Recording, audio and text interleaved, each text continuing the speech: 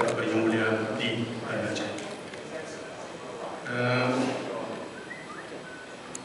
Sebenarnya banyak sekali yang kita ingin bicarakan sebenarnya, tapi pada kesempatan ini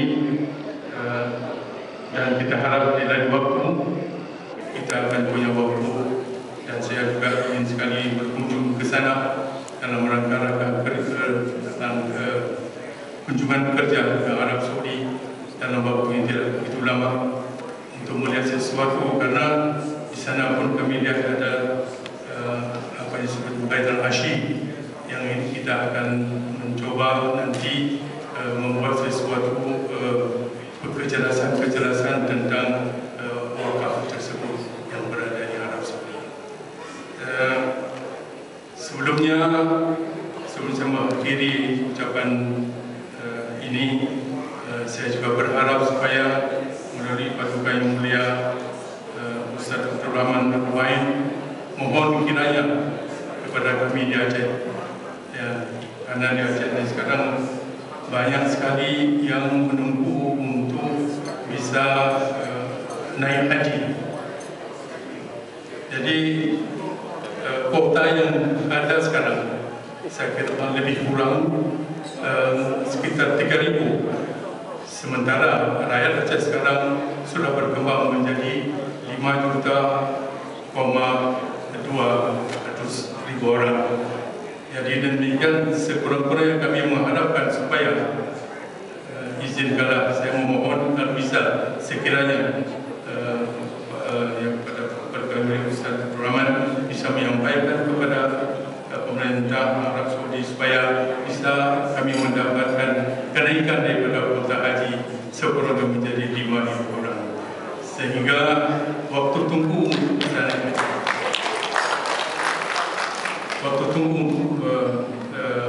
bisa naik haji tidak terlalu lama.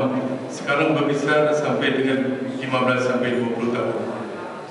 Di sana kita lihat banyak yang sudah tua-tua yang mungkin akan kalau kita lihat segala biasa, memang ini ketentuan Allah Subhanahu Wa Taala tentang umur mereka yang berlanjut.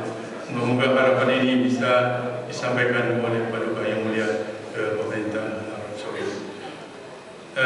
Kemudian di lain persoalan yang kita lihat seperti gambar di sini, waktu tsunami yang tidak terjadi korban adalah Masjid Baitur Rahman. Jadi itu suatu ketentuan daripada Allah yang Allah mempertahankan ini rumah suci Allah yang tidak musnah, yang tidak menjadi rusak oleh karena tsunami. Dan insyaAllah saya telah sepakat untuk memperluas ini masjid. Kali ini masjid adalah sesuatu yang dipunyai oleh Aceh, menjadi kebanggaan rakyat Aceh. Ini telah kita lihat sekarang indahnya masjid tersebut. Kami insyaAllah akan membangun rumah Allah itu, Masjid Baitur Rahman, dengan cara perluasan yang kami mungkin akan segerakan dengan waktu yang dekat.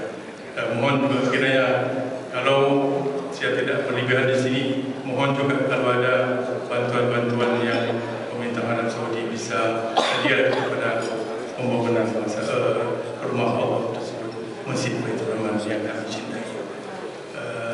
Lebih kurang demikian saja kata-kata sambutan daripada kami. Lebih dan kurang mohon diperbanyak maaf. Wabillahi taufiq wal hidayah. Assalamualaikum warahmatullahi wabarakatuh.